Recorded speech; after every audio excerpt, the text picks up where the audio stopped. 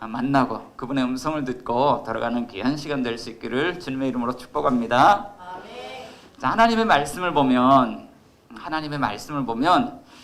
우리 예수 믿는 사람에 대해서 표현하는 표현들이 있습니다. 특별히 골로새서 3장 9절과 10절 말씀을 보면 이렇게 표현을 하고 있습니다.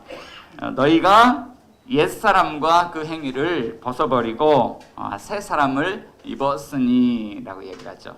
자, 예수 믿는 사람은 어떤 사람이냐면 옛사람을 벗어버리고 새 사람을 입은 사람입니다. 마치 밖에서 열심히 놀고 와서 우리 친구들이 저녁에 옷을 훌루덩 벗잖아요. 그 더러운 옷을 벗어버리고 아침에 엄마가 빨아주신 깨끗한 옷을 입은 것처럼, 혹은 또 이제 옷가게에 가서 새 옷을 사서 입은 것처럼 새 옷을 입은 존재다라고 이야기를 하고 있죠.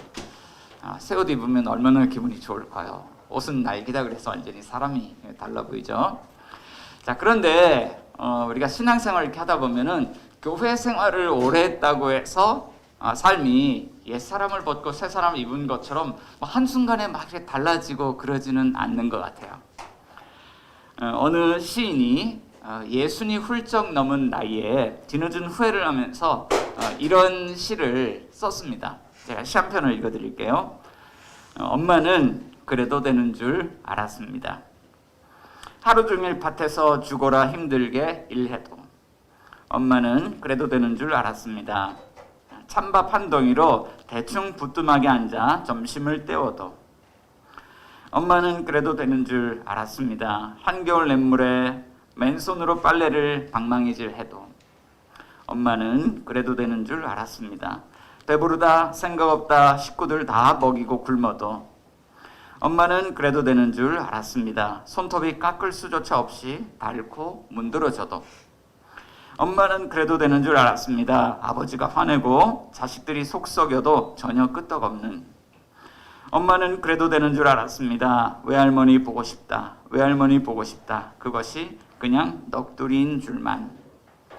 한밤중 자다 깨어 방구석에서 한없이 소리 죽여 울던 엄마를 본 후론 엄마는 그러면 안 되는 것이었습니다.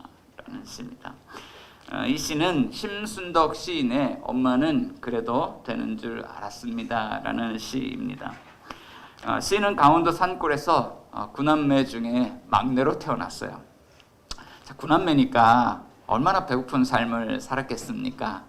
그런데 9남매의 막내다 보니 가난하고 배고픈 삶을 살아도 어렸을 적에는 철부지 막내로 자랐던 것이죠.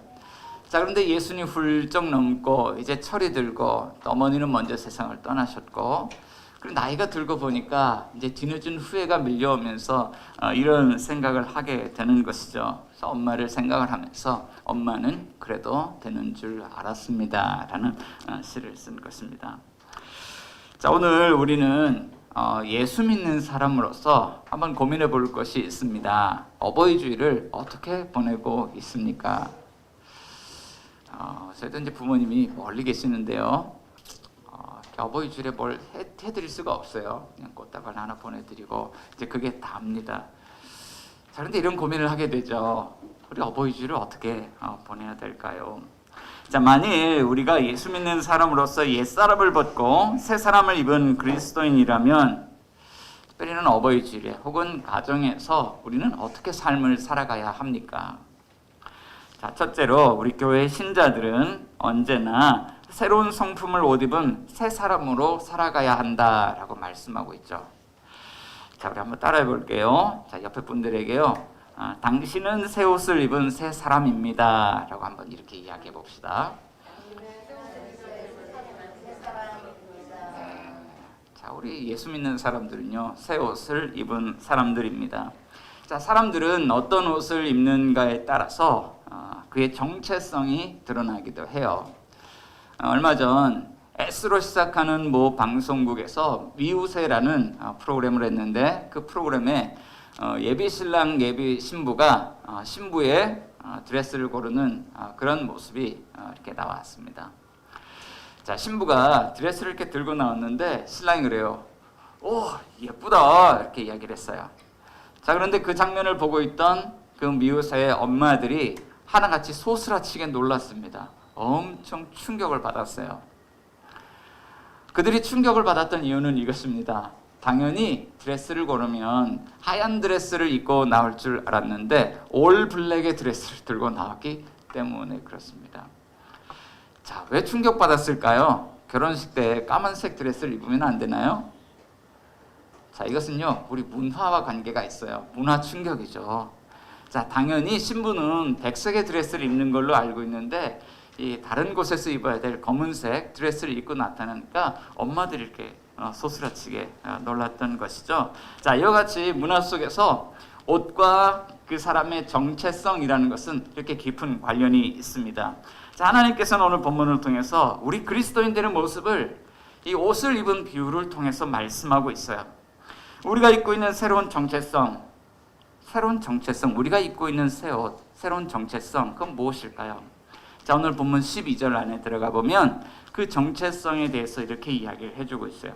자, 3장 12절 말씀 한번 우리 찾아서 읽어보도록 할게요. 자, 골로새서 3장 12절 말씀 누가 한번 읽어볼까요? 자, 우리 어린이들 가운데 한준이? 그럼 쭌쭌이? 자, 같이 한번 읽어볼게요. 자, 시작. 그러므로 너희는 하나님이 택하시고 거룩하고 사랑받는 자처럼, 여기까지 읽겠습니다. 자, 여기에서 우리 그리스도인의 정체를 이렇게 이야기를 하고 있죠. 정체성을 하나님이 택하신 사람, 또 하나님이 거룩하다고 인정하고 용납해 주신 사람, 또 하나님이 사랑을 부어주신 사람, 사랑받은 자, 하나님의 사랑받은 자. 그래서 옛사람을 벗고 새사람을 입은 그리스도인은 하나님께 선택받았습니다. 자, 그리고 하나님으로부터 거룩하다고 용납되어졌습니다. 인정받았습니다. 그리고 하나님의 사랑을 받았습니다. 자, 여러 사람들 가운데 내가 선택받는다는 것은요, 기분 좋은 일일까요? 나쁜 일일까요? 선택받았다. 얼마 전에 저희 둘째 아이가 학교에서 돌아와서 아빠, 나 조교로 뽑혔어 그래요. 그래서 이제 수업 시간에 체육 시간이 오면 체육 시간에 시범 조교로 나와서 그렇게 했다는 거예요. 작년에 그렇게 했죠? 네, 작년에 그렇게 했어요. 얼마 전은 아니고 작년에 그렇게 했습니다. 자, 그런데 아이가 막 침이 마르도록 자랑을 하는 거예요. 나 뽑혔어, 이런 거죠. 자, 그런데 얘가 정말 좋긴 좋았나 보다. 근데 그 이야기를 들으면서 좀 그 이상의 뭔가가 있다는 것을 느꼈어요. 어떤 거냐면 선생님이 얘를 좋아하는구나. 또 선생님이 또 얘를 이렇게 인정해 주는구나. 그러니까 선생님한테 야, 너 잘한다 인정받고 또 야, 난 너가 좋아. 야, 네가 좀 해줘. 이런 거죠. 그러니까 내가 선택받았어라는 것은 야, 나를 좋아하셔. 나를 인정해 주셨어. 이런 것과 관계가 이렇게 그런 뉘앙스가 깔려 있는 거죠. 자, 하나님께서 나를 선택해 주셨다라고 하는 이 말 속에는요, 이런 것들, 이런 뉘앙스가 깔려 있어요. 하나님이 나를 좋아하시는 것 같아. 하나님 나를 인정해 주셨어. 이런 것이 깔려 있는 것이죠. 한번 우리가 입술로 한번 고백을 해볼게요.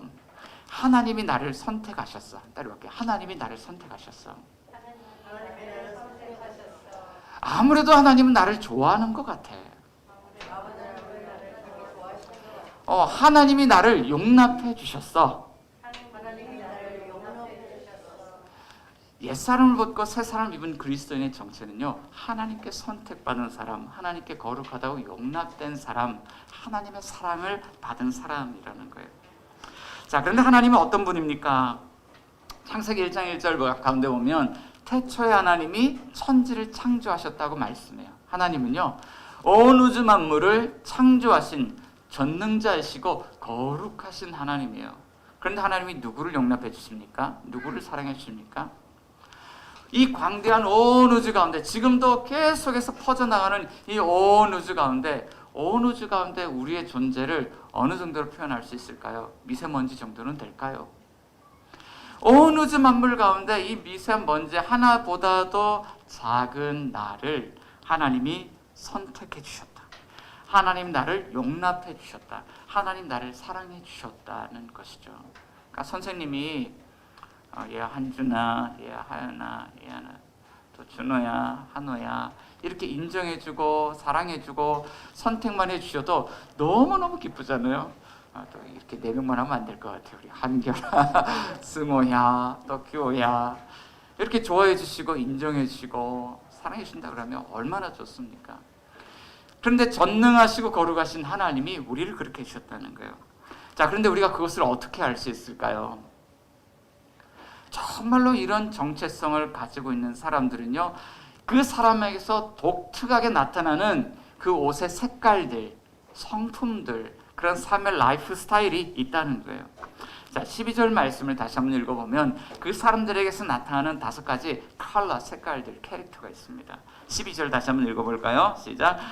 그러므로 너희는 하나님이 택하사 거룩하고 사랑받는 자처럼 긍휼과 자비와 겸손과 온유와 오래 참음을 옷 입고. 자, 여기서 그 사람에게서 나타나는 5가지 캐릭터가 있습니다. 긍휼, 자비, 겸손, 온유, 오래 참음이라는 거죠. 자, 그래서 긍휼은요, 상대방을 불쌍히 여기는 마음이에요. 자, 그리고 자비는 이 긍휼한 마음을 갖고 불쌍히 여기는 행위를 뜻해요. 자, 그리고 겸손은 하나님 앞에서 우리 자신을 낮추는 마음을 뜻해요. 온유란 것은 사람들 앞에서 자신을 겸손하게 낮추는 마음을 뜻하죠. 자, 그리고 오래 참음이라는 것은 자기를 드러내지 않는 거거든요. 겸손하게 자기를 낮추고 자기를 드러내지 않고 오랫동안 인내하는 것. 자, 이 5가지 성품들, 색깔들을 이제 살펴보니까 이게 한 가지 패턴이 있는 것 같아요. 마음과 행위 이런 패턴을 가지고 있습니다. 그러니까 크게 2가지 그런 쌍을 우리가 지어볼 수 있는데 긍휼과 자비가 한 쌍이에요. 그리고 하나님과 사람 앞에서 자신의 마음을 낮추고 자신을 드러내지 않는 것, 겸손과 온유와 오래 참음이 하나의 커플이라고 할 수 있죠. 자, 이 편지글을 기록했던 저자인 바울 사도가 골로새 교회 이방인 신자들에게 이 편지를 쓰면서 그리스도인에게는 이런 5가지 컬러, 5가지 캐릭터가 나타난다고 이야기를 하고 있는 거예요.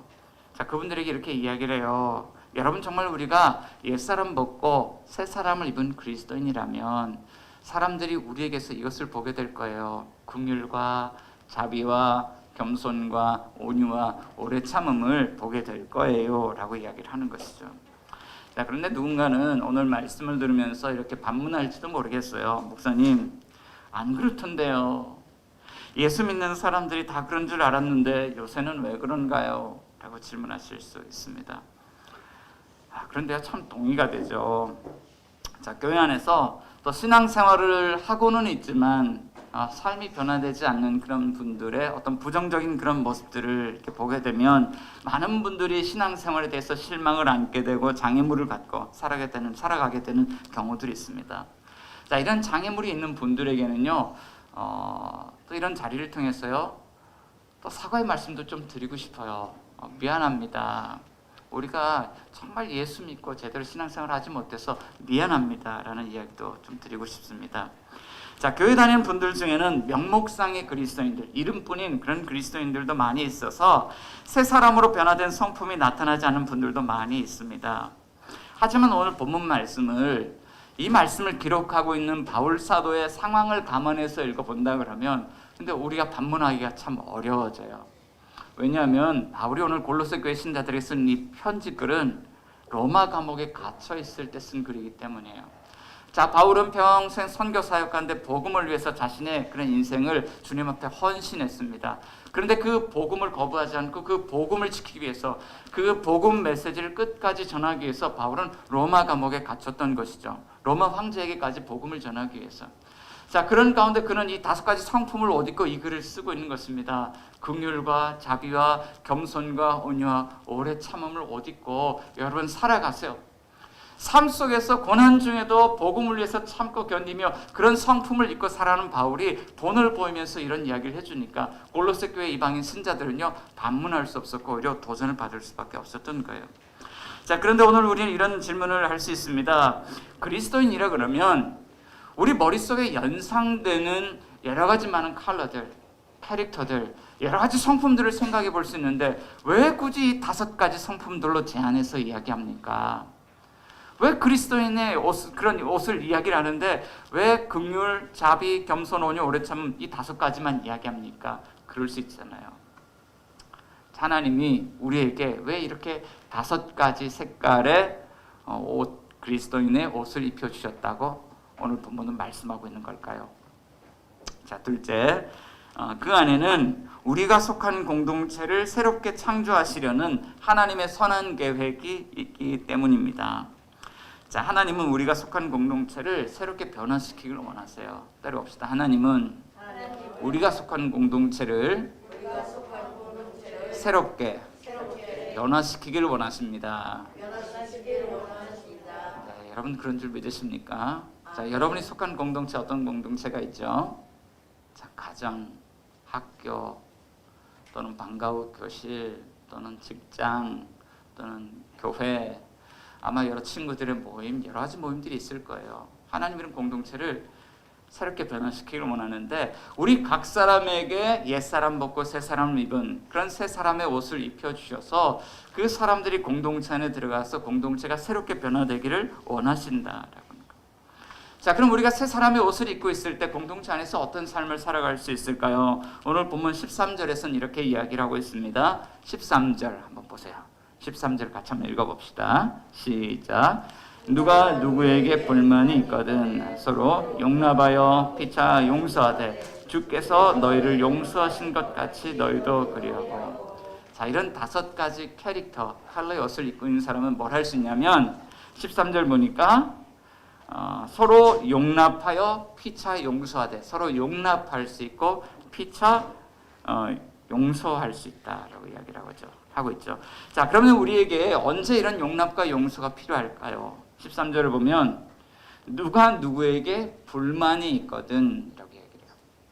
자, 공동체 안에서 어떤 불만을 가진 개인이 생길 수가 있습니다.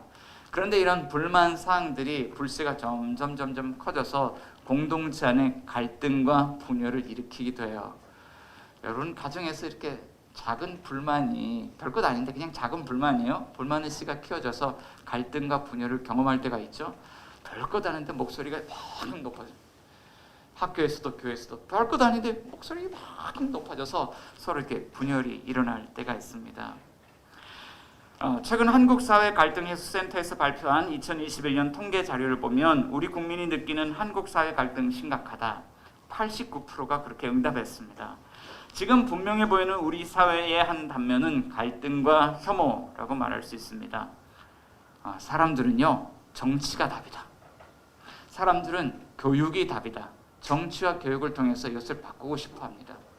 자, 그렇지만 하나님은 우리에게 완전히 새로운 해법을 제시하고 있는 거예요.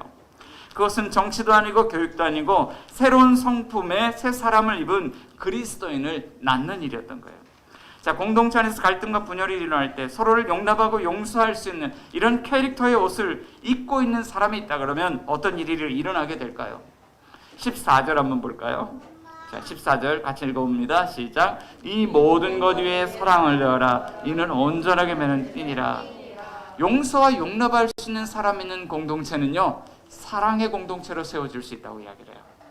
15절도 읽어봅시다. 시작. 그리스도의 평강이 너의 마음을 주장하게 하라. 너희는 평강을 위하여 한 몸으로 부르심을 받았나니 너희는 또한 감사하는 자가 되라. 아멘. 자, 용서하고 용납할 수 있는 사람 있는 공동체는 또 평강의 공동체, 평화의 공동체로 세워질 수 있다고 말씀하고 있죠. C.S. 루이스라고 하는 우리 크리스찬 작가가 있는데 4가지 사랑이라는 책에서 이기적인 사랑과 이타적인 사랑에 대해서 다루고 있습니다. 자, 공동체 안에서 이기적인 사랑을 하는 사람이 있어요. 자, 이런 사람은 어떤 사람이냐면 자기 마음 안에 있는 어떤 욕구 불만을 채우기 위해서 계속해서 자기 것을 채우는 사람이에요. 자, 이것은 이기적인 사랑이죠. 그런데 이타적인 사랑이 있습니다. 이것은 우물 같은 사랑을 하는 사람이에요. 여러분, 시원하고 맑은 물이 가득 들어있는 우물이 있다고 생각해 보십시오. 자, 사람이 너무너무 많아서 우물을 다 퍼마셨어요. 자, 그런데 우물이 어떻게 됐을까요? 물이 말랐을까요? 또다시 맑은 물이, 더 시원하고 맑은 물이 채워져 있는 거죠. 자, 우물 같은 사랑이란 건 이런 거예요. 계속 퍼다줘요. 사람들에게 나눠줘요. 계속 퍼주는데도 그 빈 공간이 더 맑고 깨끗한 물로 채워지는 거죠. 자, 그래서 이 사람은 어떤 사람이냐면 이 공동체 안에서 계속해서 자기의 사랑을 나누고 베풀 수 있는 그런 사람인 거예요.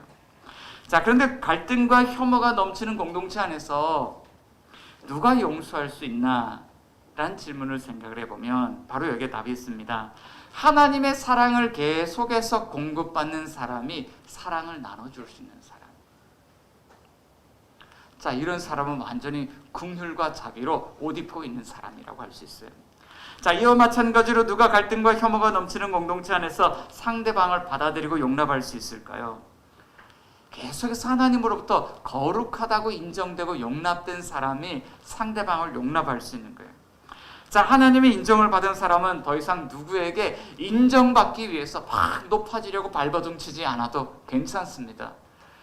어느 만물을 창조하신 그 전능하신 하나님이 나를 받아주셨는데 우리가 뭐 더 낮은 사람한테 가서 나 좀 인정해 주세요라고 할 필요가 없잖아요. 이 사람 마음 안에 항상 이런 그런 충만함이 있습니다. 그래서 언제든지 이 사람은요, 사람들 앞에 높아지려고 하지 않고요, 그냥 낮은 자리에 머물러 있어도 괜찮아요. 자존감에 전혀 손상을 받지 않습니다.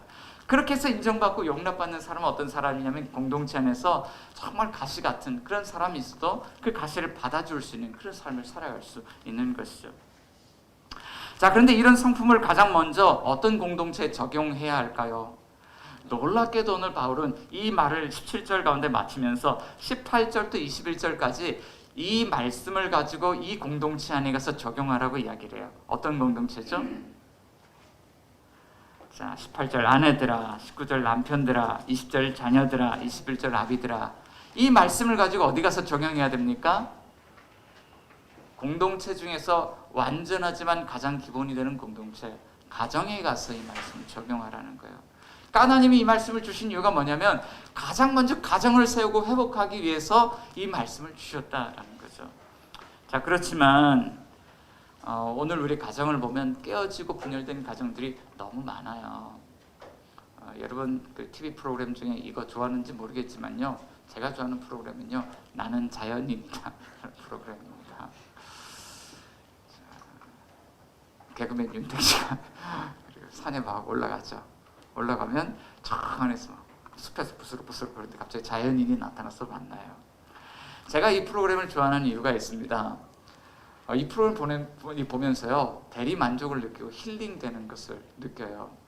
야, 나도 저렇게 한번 살아보고 싶다. 정말 가진 것이 없는데 얼마나 자유롭게 사는지 몰라요.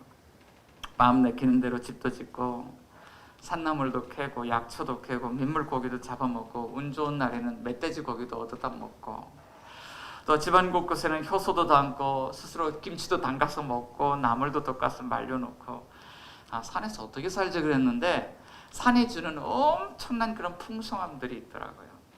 자, 그런데 무르익어 갈 때쯤 진행자가 이런 질문을 해요. 형님은 산에 어떻게 들어오시게 되셨나요? 인생을 보죠. 그런데 신기하게도요, 이런 정말 이 풍성한 삶을 누리는데 처음부터 이 산에 들어오고 싶어하는 사람은요, 한 사람도 없어요. 그들의 이야기를 들어보면 그들은 한때 인생에서 잘 나가는 삶을 살았습니다. 그렇지만 한순간에 사업 실패를 맛보고 건강이 무너지고 삶이 무너지고 가정이 무너지고 마지막으로 택한 선택지가 산이었던 거예요. 자, 이분들이 이야기 말미에 공통적으로 하는 이야기가 있더라고요. 애들한테 너무 미안합니다. 아내에게 너무 미안합니다. 내가 남은 시간을 살아간다 그러면 아내를 위해서 살고 싶습니다. 그런 이야기를 해요. 자, 그들이 산에서 살면서 뒤늦게 깨달은 것이 있습니다. 성공을 위해서 열심히 살면 그것이 우리에게 인생의 행복과 참된 어떤 의미를 가져다 줄 줄 알았는데 그것이 우리에게 가져다 주지 못했다는 거예요. 무엇이 우리에게 행복을 가져다 줍니까? 바로 이 가정에서부터 시작되는 하나님 나라로 이어지는 사랑과 평화의 공동체를 통해서 우리는 행복을 얻을 수 있는 거예요. 하나님이 우리에게 주시기 원하시는 그런 선하신 계획, 우리에게 주시기 원하시는 것, 하나님이 가신 선하신 계획은요, 바로 우리에게 이런 공동체를 선물로 주시는 거예요. 한번 옆에 분들에게 물어봅시다. 여러분 행복하십니까? 물어봐요. 여러분 행복하십니까? 자, 그럼 우리는 어떻게 이런 공동체를 얻을 수 있을까요? 자, 하나님은요, 주 안에서 이런 공동체를 주신다라고 말씀하고 있어요. 자, 주 안에서 따라해볼까요? 하나님은 이런 공동체를 주 안에서 주십니다. 네, 주 안에서 주신다. 18절부터 20절까지 말씀 가운데 보면 이 가정 안에서의 어떤 공동체의 회복을 이야기를 하고 있는데, 이건 이제 그 당시에 이렇게 하면 행복한 가정이다라고 이야기를 했던 거예요. 근데 오늘 우리에게는 약간 이 언어의 어감들이 있어서 조금 부담이 느껴질 수도 있어요. 왜 그렇게 해야 합니까? 자, 그런데요, 이것은요 열매예요. 이것을 해서 공동체가 얻어지는 것이 아니라 공동체를 얻었는데 이렇게 살아가는 거예요. 그런데 이 공동체를 어디에서 얻었냐? 18절 보면 이는 주 안에서 마땅하니라. 주 안에서 얻었다는 거예요. 20절 가운데 보면 이는 주 안에서 기쁘게 하는 것이라. 주 안에서 공동체가 얻어졌다는 거예요. 초등학교 때부터요, 어버이날이 되면 많이 불렀던 동요가 있습니다. 우리 주보 안쪽면 보면 어머님 은혜라는 그런 동요인데요. 이 백과사전을 보면 이 노래는 1948년 윤춘병, 박재훈이라는 분이 작사 작곡을 했고, 동요집 산난초에 게재되어서 가장 많이 불려진 동요라고 설명이 나와 있습니다. 자, 그런데 이 곡을 작사 작곡한 분들이 평양 요한학교 출신 목회자들이에요. 윤춘병 씨는 감리교단 지역교회에서 평생 목회를 하셨고, 여기 의정부 교회에서도 목회를 하셨던 목회자이세요. 그리고 박재훈 씨는 평양 요한학교 출신 목회자인데, 이분은 기독교 방송국의 최초 음악과장으로 일도 했고, 장로신학교 또 여러 그런 타교단 그런 여러 신학교를 돌면서 한국 교회 음악을 위해서 헌신했던 교수님이고 목회자입니다. 자, 이분들이 이 곡을 만들었을 때요, 산난초에 게재했을 때 동요로 분류가 되었어요. 그래서 교과서에 실릴 때는 1절과 2절만이 수록되었는데, 처음에 이 곡이 지어졌을 때는요, 여러분 참 놀라운 그런 과거가 있어요. 교회에서 찬송가로 불려졌던 곡이라는 거예요. 오늘 이 곡 우리가 같이 한번 불러봤으면 좋겠습니다. 자, 우리 가정에서요, 우리가 이렇게 고백할 수 있어요. 어머님 은혜요.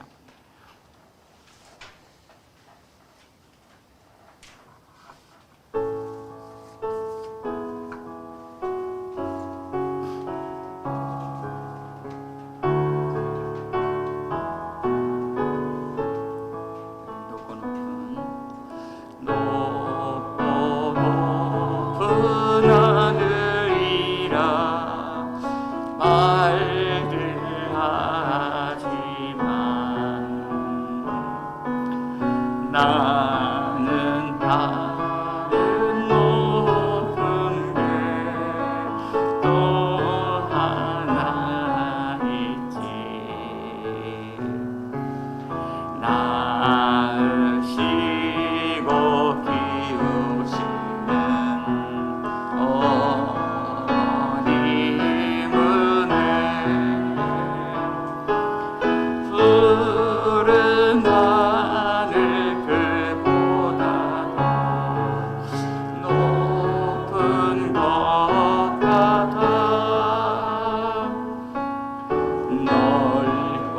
넓은 바다라고 말을 하지만, 나는 넓은 게 또 하나 있지. 사람들아 어머님 은혜, 푸른 바다 그보다도 넓은 것 같아. 산이라도 바다라도 따를 수 없는 어머님의 그 사랑, 거룩한 사랑, 날마다 주님 앞에 감사드리자.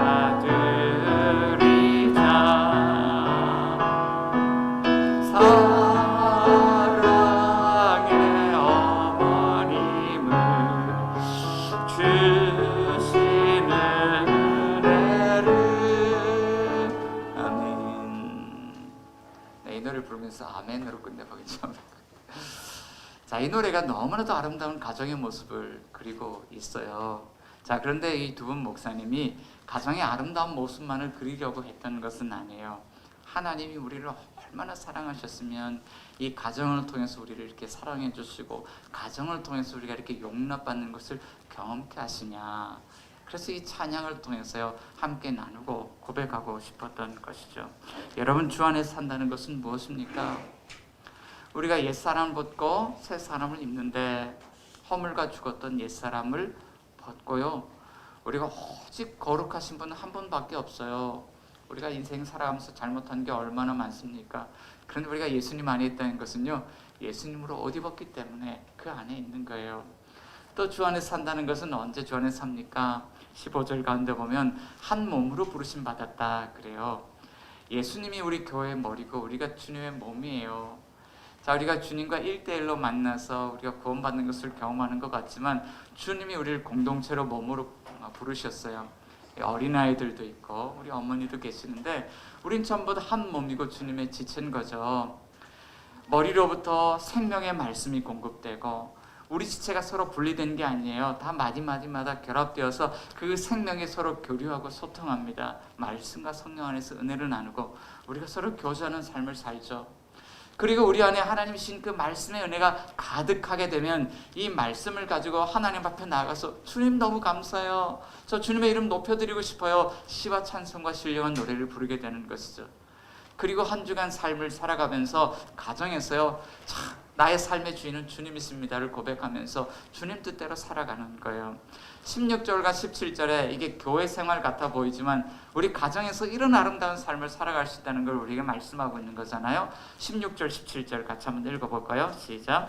그리스도의 말씀이 너희 속에 풍성히 거하여 모든 죄로 피차 가르치며 권면하고 시와 찬송과 신령한 노래를 부르며 감사하는 마음으로 하나님을 찬양하고 또 무엇을 하든지 말이나 일이나 다 주 예수의 이름으로 하고 그를 힘입어 하나님께 감사하라. 아멘.